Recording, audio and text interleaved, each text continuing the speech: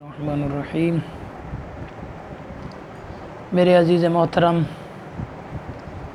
مذہب شیعہ ایک معیاری مذہب ہے، کیونکہ مذہب شیعہ کے نزدیک نبی وہ ہوتا ہے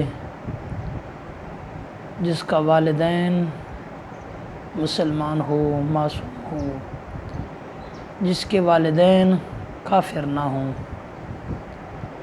ہم نبی کو بھی ایک معیار پر پرکھتے ہیں، امام کو بھی ایک معیار پر پرکھتے ہیں۔ نبی کے بعد امام بھی نبی کا جانشین، نبی کا خلیفہ، ہم اسے مانتے ہیں جس کا والد بھی کافر نہ ہو، جس کی والدہ بھی کافرہ نہ ہو۔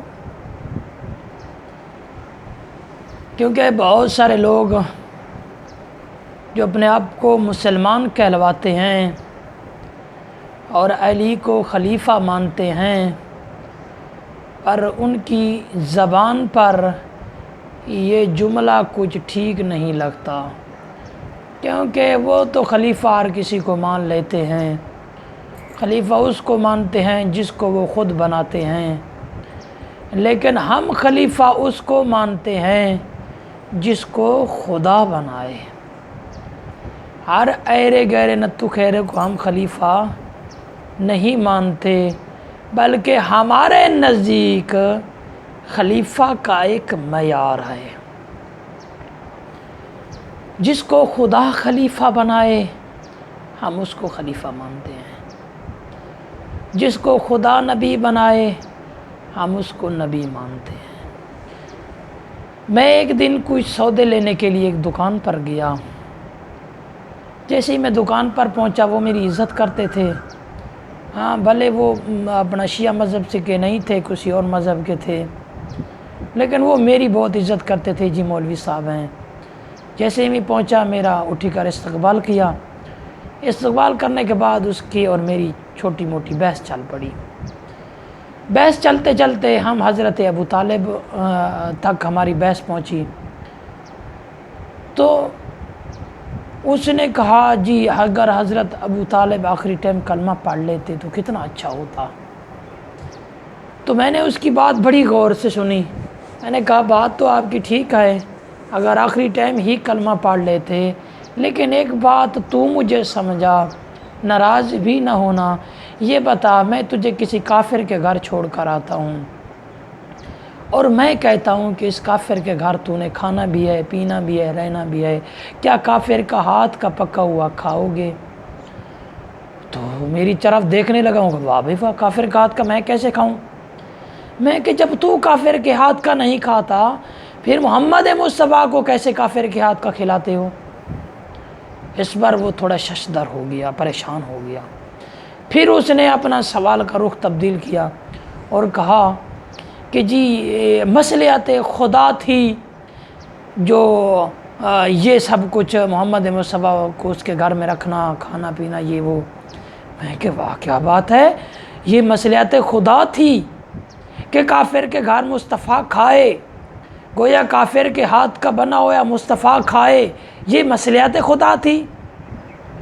کیا یہ بھی مصلحت خدا تھی کہ کافر کے گھر میں رہ کر محمد مصطفیٰ نے اپنی دین کی ابتدا کی؟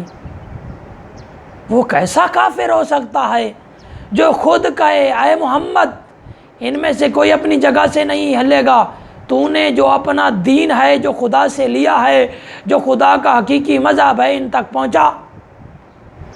ہاں اب میں آپ کو ایک روایت سناتا ہوں، آخری روایت، سیرت انسائکلوپیڈیا کتاب کا نام ہے، سعودی عرب والوں نے لکھی ہے، ہاں اہل سنت کی ہے۔ تو انہوں نے کہا کہ قحط پڑ گیا، جیسے ہی قحط پڑا لوگ بھوک مر سے مرنے لگے، بچے بھی بھوک سے پلک اٹھے، تو انہوں نے کہا کہ ہمارے خدا تو اب ہماری سنتے نہیں ہیں، اب ایسے کرتے ہیں، چلتے ہیں حضرت اپنا ابراہیم کی درخشاں نشانی جو موجود ہے اس کے پاس چلتے ہیں، ظاہر ہمارے خدا تو ہم سے روٹھے ہوئے ہیں، ہاں تو ابو طالب کے پاس چلتے ہیں، اس کا خدا تو ناراض نہیں ہوتا۔ تو اس کا مطلب کیا لوگے؟ حضرت ابو طالب کو کافر کہتے ہو، گویا وہ بتوں کا پجاری تھا، تو یہ کافر کا جملہ کہاں جائے گا کافروں کا کہ حضرت ابو طالب کے پاس چلتے ہیں؟ پھر حضرت ابو طالب کے دروازے پر آئے، دروازہ کھٹکھٹایا اور کہا قحط پڑ گیا ہے، ہم بھوک سے مرتے ہیں، کوئی دعا کرو۔ تو حضرت ابو طالب نے کہا تمہارے بت کہاں گئے، تمہارے خدا کہاں گئے؟ جی وہ ہم سے ناراض ہیں۔ تو حضرت ابو طالب نے کہا تمہارے خدا تو تجھ سے ناراض ہو سکتے ہیں، پر وہ خدا کبھی تجھ سے ناراض نہیں ہوگا۔ اب اس جملے کا کیا کرو گے؟ اس سے تو واضح دلیل کو پتہ چلتا ہے، واضح نشانی کا پتہ چلتا ہے، واضح تمہاری باتوں سے پتہ چلتا ہے، گویا حضرت ابو طالب ایک تو دین ابراہیم پر تھے اور دوسرا وہ خداوند معاہد متعلقہ الوحدہ لا شریک کے معبود تھے، بندے تھے، اس کی ہی عبادت کرتے تھے، بتوں پر لعنت بھیجتے تھے۔ والسلام ورحمۃ اللہ۔